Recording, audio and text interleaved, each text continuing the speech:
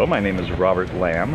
I am a former Filmation staff storyboard artist and writer from back in the day in the 80s, working on He-Man and the Masters of the Universe, She-Ra, Princess of Power, and other shows. Here I am at PowerCon for the 30th anniversary of the Filmation TV show He-Man and the Masters of the Universe, which premiered in September of 1983. And it's just amazing to me. Here I am, 30 years later, after working on a show when I was in my 20s, and here I am, not in my 20s, you do the math, and just enjoying reuniting with other Filmation friends that I haven't seen in many, many years. Getting to talk to fans who were children at the time, are now adults and avid fans of He-Man and She-Ra and not only the show but the toys, and it's been just a really great experience meeting new friends, talking to people, finding out how the shows that I and my associates worked on back then, what kind of impact it's had on them and their lives. It still resonates with them today. It's humbling in many ways. We worked very hard on those shows. We loved it. That was, of all my career, those years of Filmation, especially the He-Man and She-Ra years, were the best years of my life, career-wise. I knew it then to some degree, but I've really come to appreciate it now. I've done a lot of things in recent years that I'm proud of, I've enjoyed, but I looked back on those He-Man, She-Ra years with great fondness. The atmosphere of Filmation was a wonderful family atmosphere, which meant we fought, we argued passionately over the shows and what we were doing, but we loved what we were doing. And it has been so gratifying to find out that the work that we did back then is so appreciated and means so much to so many people. And so that's why being here at PowerCon, this is my second year here, and it's been great. Last year I wasn't sure what to expect. I'd never been to a He-Man fan convention of any kind, and I was kind of surprised by it all.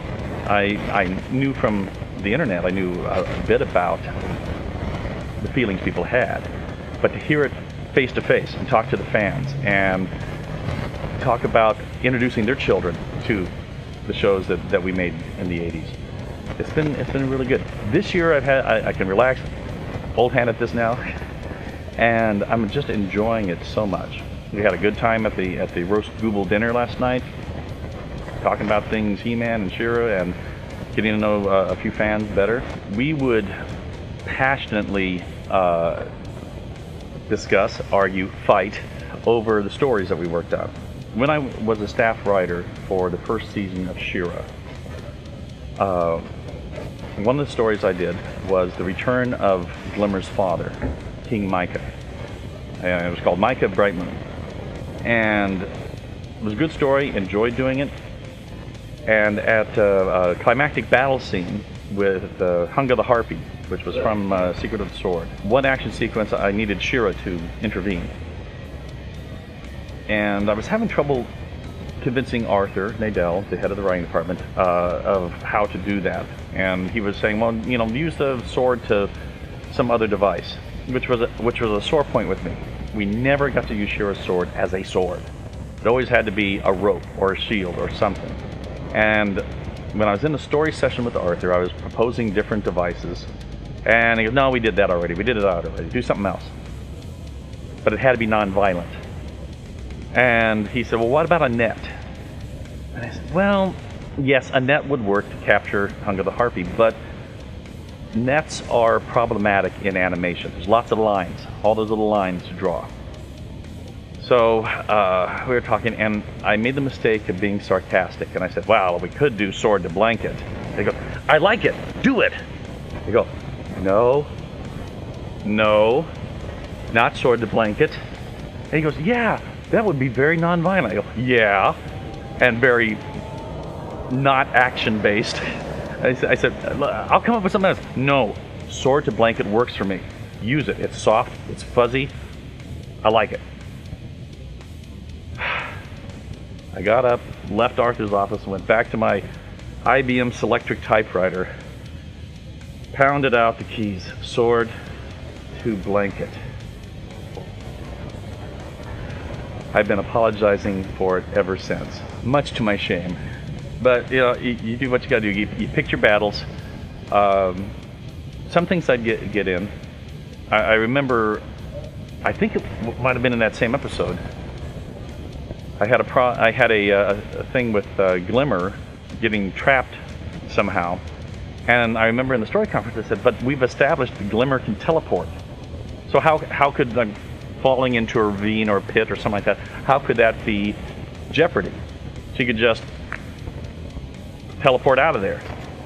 And Arthur would say, "Well, no, we need her to be in there because of this story point, and so she doesn't do it." I go, "What? She forgot how to teleport?" You're over-intellectualizing this. Nobody cares. These are all, you know, this is just 5-year-olds that watch this. They don't pay attention. They won't know what what has been done. I said, well, yes, they will, because I remember when I was 5, I cared very much about the shows I watched, and I paid close attention to those things, but I couldn't convince them. And so we had to deviate from an established skill. Sometimes you win a battle, sometimes you lose a battle, but we had a good time. I had a number of shows that really I got to have a lot of fun with. So one show that was for She-Ra. At first I thought it was a punishment assignment. Arthur said to me, "Rob," I had just pitched a couple of story ideas and he passed on all of them. And I said, "How about doing a story with Lookie?" I said, "You're kidding." He said, yeah, Lookie, the guy at the end of the show. And I said, "No, I don't want to do that." I said, "Well, we haven't had a crossover show. You could make it a crossover show with He-Man." I said, "I'll do it." So I went back, started thinking, okay, what can I do with Lookie that gets He-Man into the story? And as I thought about it, okay, Lookie's kind of a magical creature. You can use magic to get He-Man back. Okay. And then it hit me. I go, what if I had something that froze time for everything that was not magical? And so I came up with this Mantenna, Hordak orders a new device from the Horde catalog, a time stop device. And it arrives, and they plant it in a supply cart that gets taken into the Whispering Woods, into the rebel camp. And it goes off and it freezes time, which means everybody is held in stiff action poses, which for economic animation is perfect. One cell just held there. And so it was very good for the budget and the bottom line. And then I had Lookie kind of wake up and he starts talking, where shall I hide today? And he goes around, he sees everybody frozen in time. And so he was animated, but everybody else was not. And he gets pulled in by Light Hope, who says, "Time has stopped. We've got to do something. I'm going to send you to Eternia to get She-Ra's brother." And then at that point, Lookie finds out that Adam is He-Man and Adora is She-Ra. So it's kind of like this revelation. Well, Light Hope is being affected by the time distortion, and so he sends Lookie across the dimensions to Eternia, but he doesn't have real control. So instead of coming out at the Royal Palace, I have him come out at Snake Mountain. So I get a double crossover. I get to have a little bit with Skeletor and Beastman first, and Lookie comes out right above Skeletor's head and mashes his head down into his table dome monitor. So that was very satisfying. And Skeletor gets mad at Beastman. One of your beasties has ruined my table. And then he said, "Now stand back. I've got this magic crystal that will open a portal directly into the palace, and it can only be used once." And so he tosses the crystal. Boom! We get a portal open, and Lookie runs through it. And and we end that sequence with Skeletor chasing Beastman around, zapping him for interfering with his plan. And now we're in Prince Adam's bedroom with Loki, and that's how we get He-Man into it.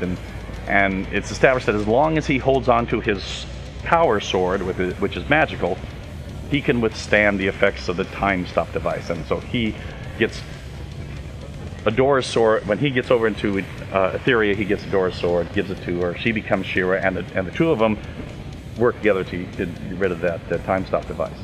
So what started out as kind of what I thought was a punishment assignment turned out to be one of my favorite episodes, because I got to bring back He-Man, I got a little Skeletor scene, and it was a lot of fun.